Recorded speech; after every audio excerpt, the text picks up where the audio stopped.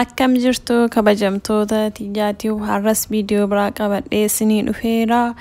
Warri haaraa taatan baga nagaan dhuftan subscribe gochuudhaan gara maatii kiyyaa dabalamaa isiniin jedha.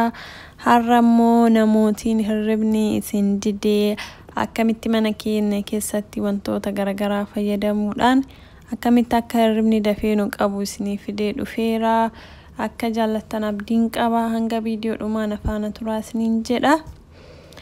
Wantoota godhuu qabnu keessaa tokko nyaata baay'isnee nyaachuun qabnu gara hirribaa yeroo deemu hennutti jechuudha. San dura nyaannee daqiiqaa hanga tokko sa'a tokko yookiin daqiiqaa 45 booda rafuudha jechuudha. Nyaatulee baay'ee fufurdaa ta'an nyaatuu dhiisuudha. Kan akka foonii fa'aa, kan akka bargarii fa'aa, piizaa kanneen dafee waan nu hin daakkamneef nyaata akkasii sanniin nyaachuu dhiisuudha jechuudha. Kan akka muuzii fa'aa, wantoota sasalphaa kan akka salaaxaa fa'aa, wantoota sasalphaa odoo xiqqoo nyaannee akkasitti rafnee bareedaadha jechuudha. Lammaffaan immoo sa'aatii wal fakkaataatti gara siree deemuudha. Yeroo hundumaayyuu sa'aatii wal fakkaatutti yeroo gara hirribaa deemne jechuudha. Hirribni keenya akkuma salphaatti waan barataa deemnuuf sa'a hirribaa waan ta'eef yoo waan of barsiifneef akkuma salphaatti hirribni nu qabataa jechuudha. Sadaffaan immoo ifaa mana ciisichaa keenya ofirraa balleessinee rafuudha. Ifaa mana ciisichaa keenyas ofirraa balleessuu qabaannaa jechuudha. Yoo ibsinee rafne hirribnis nu fudhatu jechuudha. Dukkana yoo ta'e yoo akkasitti hirribni nu fudhata. Ifaan ifee jennaan garuu dafee hirribni nu fudhatu oduma ifa masallaallu sa'aatiin akkasitti nurraa gubataa jechuudha. Kan biraa immoo erga ciisneen booda moobaayilii ilaaluu dhiisuudha. Kana namni hunduu rakkoo adda addaa qaba. Anis ilaala. Namni baay'ee yeroo baay'ee moobaayilii ciisee fa'aa ergamaa biraatii balleessinee fa'aa teennee moobaayilii keenya goroggorraa achi ilaallaa feesbuukii kaan osoma laallu akkasumas sa'aatiin nurraa gubatee wanti sun sammuu keenya keessa waan seenuuf dafee akka hirribni nu fudhanne nuuf taasisaa jechuudha. Akkasumas moobaayilii ifaa balleessanii fayyadamuunis fayyaa keenyaafis bareedaa miti. Akkas gootanii itti fayyadaminaadha jechuudha. Yoo rafuu barbaadan ofumarraa gaccufaatii jalaa rafaa malee akkas gootan hirribni dafee isin fudhachuu dhabuu danda'a jechuudha. Kan biraan immoo buna yookaan shaayii ciisuu keessan duratti hin dhuginaadha. Kunis buna namni hunduu ni beektanii hirriba dafee nama hin qabsiisu. Akkas jedhama garuu ani yoomaa takka rakkoo hin qabu isa wajjin ani hima dhugaa hima na qaba garuu hirribni garuu nama gaarii buna yookaan shaayii yoo hirriba duratti fudhate hirribni dafee hin qabu jedhama. Dhugaa manatti fakkaati wanni sunillee garuu ana hangas maraa miti mana qaba. Dafee nama qabu baatus akkas yoo isin akkas gochuun qabdanii jechuudha. Warri hirribni dafee isin hin fudhanne. Itti aansuun immoo ciisuun keessan duratti akka hirribni dafee isin qabu barbaadan jechuudha. Aannan burcuqqoo tokko ho'aa fi maankaa damma tokkotti gootanii waliin dhuftanii akkasitti dudduddanii hirriba bareedaa raftanii jechuudha. Hirriba akka raftan isin gargaara. Innis itti fayyadama. Ani yeroo baay'ee yoo hirribni na diduu aannanuma qofa dhugee rafa.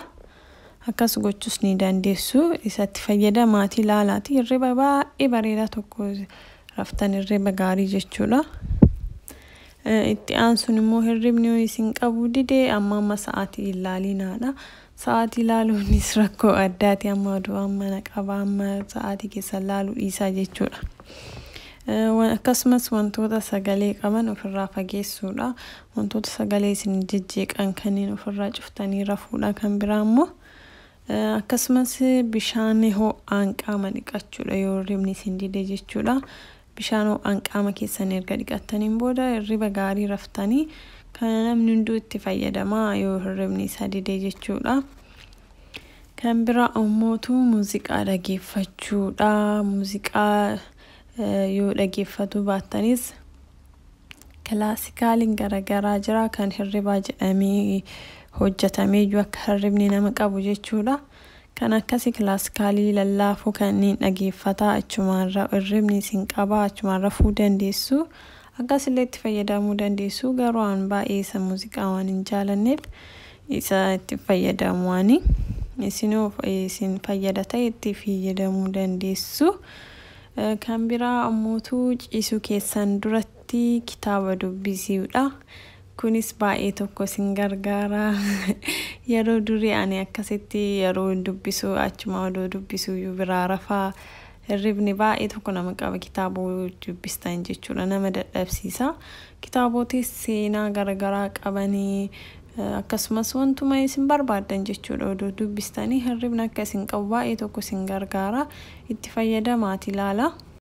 Kitaabolee seenaa keessattuu dubbistan baay'ee tokko bareedaadha. Oduma seenaa san dubbistanii achumaan hirribni isin lixuu danda'a. Isin kama barbaadan dubbisuu ni dandeessu kama jaalattan. Akkasumas kan biraa ammoo qullubbii adii tiraasa jala kaa'atanii yoo rafan hirribni nama qabaa jedhama. Angaruu isatti fayyadamee hin beeku akkasuu jedhan dhaga'ee mee isas itti fayyadamee ilaala isinis ilaalaadha. Kan dubbiseerraa isiniif argee jechuudha. Hirribni nama qabaa hirriba bareedaa rafanii akkas jedhanii qullubbii adii fayyadamanii namni baay'een.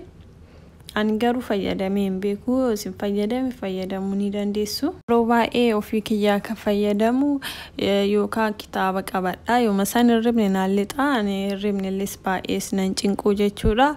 Akkasumas aannan baay'ee fayyadama. Aannan yoo hirribni na dide burcuqqoo takka maradhee akkasitti jalaa rafaa jechuudha.